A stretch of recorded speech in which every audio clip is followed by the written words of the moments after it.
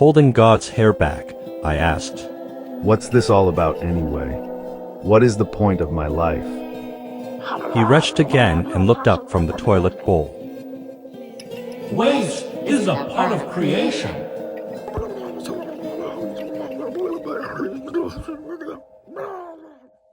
The little child? What if he acts like one? He's gonna. Are you about to hit him? You chase him here?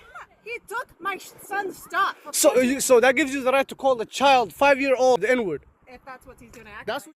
The Akashic records are scatological. You have to glean revelation by rummaging around in holy shit.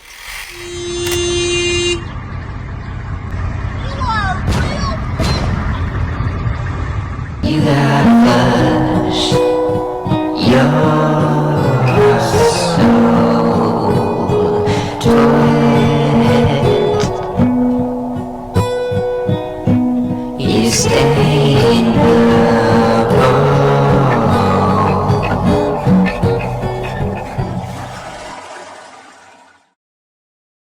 It's getting awful stinky around here. We need to have a talk about our psychic hygiene, our mental hygiene, our spiritual hygiene. But it seems like we need to start with a refresher on just regular hygiene. You know, by the powers vested in me by AmericanMarriageMinistries.com. I am the Reverend Chris James, but you can call me CJ. CJ from hell. I had to shut this cage because these chickens are going to jump out of here. You know, it used to be only kings and queens who could enjoy their daily lives without getting shit on them. Until America came along, and we had a radical notion that said every man has a right to drive home from work without getting shit on. Jesus Christ literally wrote that in the Constitution of America. But that was a long time ago, and we've forgotten those ideals that have made us great. You see, the elite kind of have a point. Can you tell us what happened? The lady chased me. She chased me and I asked her not to attack me. She chased you? I have a sickness. Yeah, you do. If I could go live on an island away from that lady and everyone like her, I would do it too. You know, part of what makes them the elites is that they all agree to just drive home without shitting on each other's cars in traffic. You know, which is a luxury you and I are not promised. That's elite behavior. That and drinking the blood of the innocent. See, even though the upper echelon are all lizard people, it's actually pretty nice to be surrounded by neurotic, godless narcissists. You know, because they generally clean up after themselves and they reserve their piss and shit for when they're on the toilet.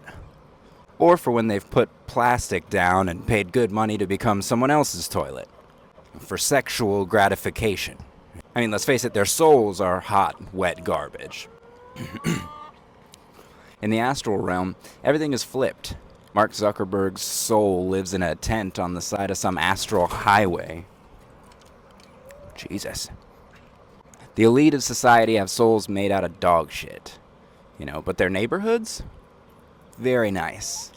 They really know how to pick up after themselves. You want to know why they're building robots to replace us?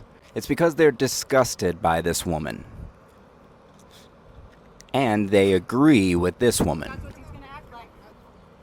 N-word lady. Just as a mental exercise, try to clear your mind. Now, think of everyone you've ever known. Wouldn't it be nice to get far away from them? Wouldn't you love to never have to see them again? Picture your family. You know, the ones you only see when you have to. Like at holidays. You know, Aunt Jane and Cousin Billy. Now imagine they're in a big cage with all the other animals.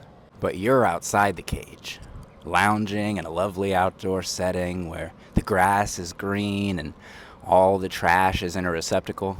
And nobody lives on the sidewalk. A magical place. And no matter what direction you look, you can't find a single person overdosing in public. Except when you look back at the cage. And you smile and you wave and you go, "Hey, Aunt Jane, Cousin Billy." And Aunt Jane's like folded in half on her feet like a fentanyl zombie. And Billy asks you for money.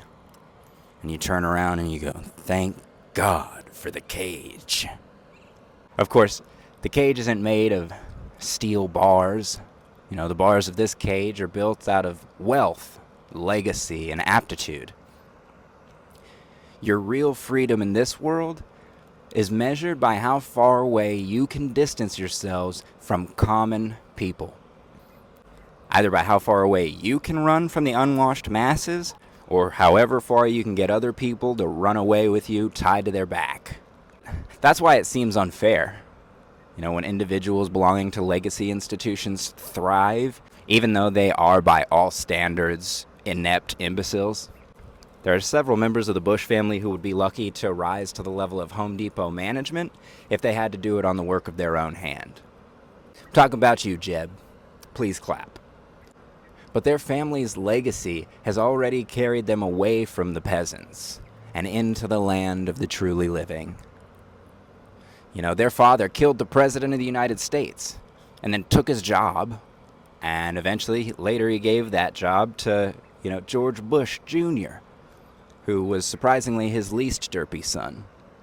Somehow, despite Bush Sr.'s ability to thrive in the world of murder and espionage, his sons are all bumbling fools. Sometimes despite our own cunning and shrewdness, through some phenotypical catastrophe, maybe.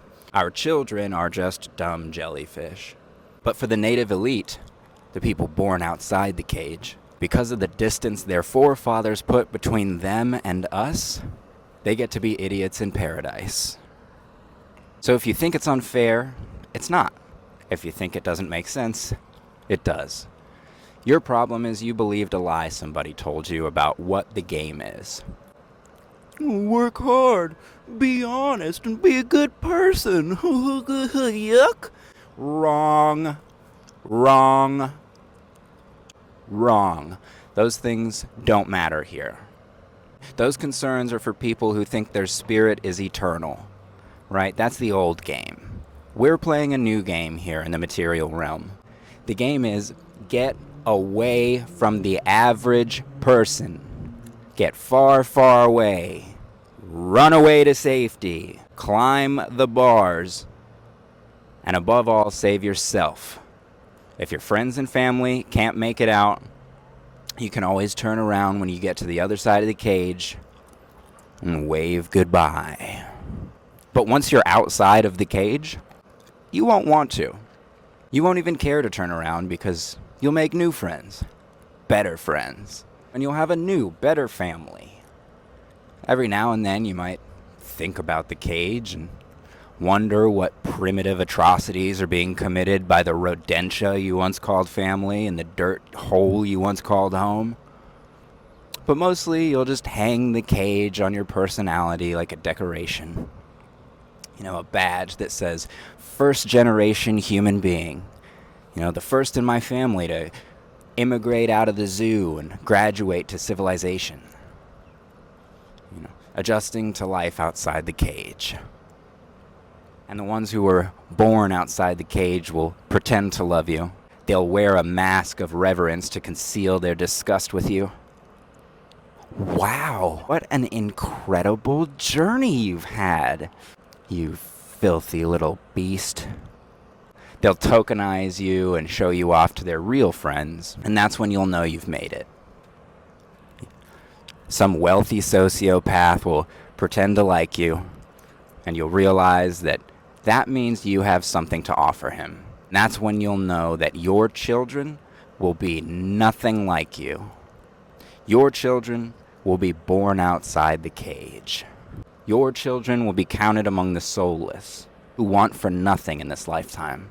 And your children will pretend to love you, even though they're disgusted by you, for the inheritance. And you'll die, and your children will mourn very publicly, not because they have any feelings, but because they enjoy the sympathy they get for it. They'll waste the money you leave them.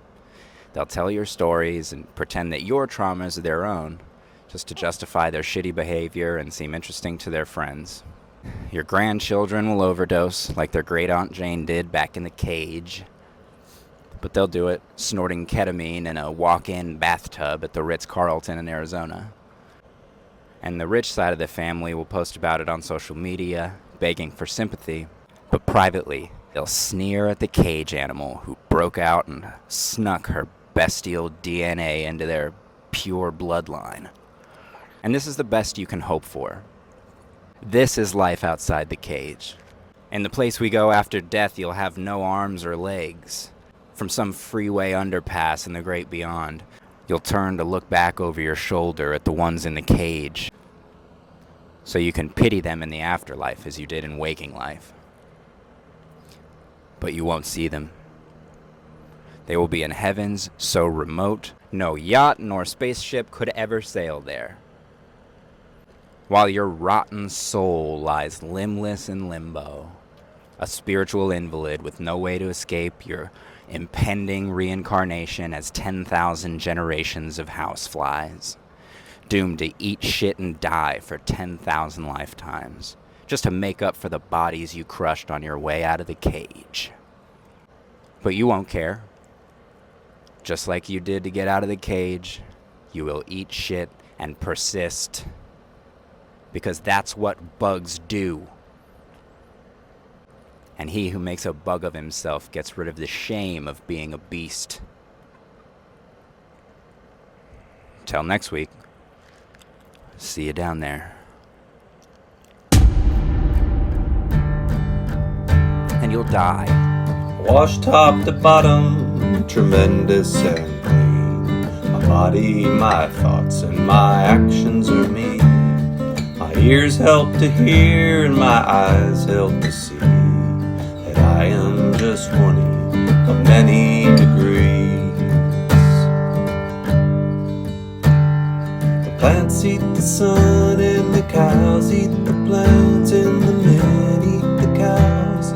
They kill with machines and machines make the boxes the men try to sell to bury me. Now that I lay me down to sleep, the bugs and bacteria of my flesh to eat, the roots of the trees, my bones to break, nutrients from my marrow to take. Plants eat the sun and the cows eat the plants and the men eat the cows. They kill with machines and machines make the boxes the men try to sell to bury me. Bury me shallow, neath trees in the ground. Don't lay me down in a thin wooden box. When there's no more rise and fall to my chest, just dig a hole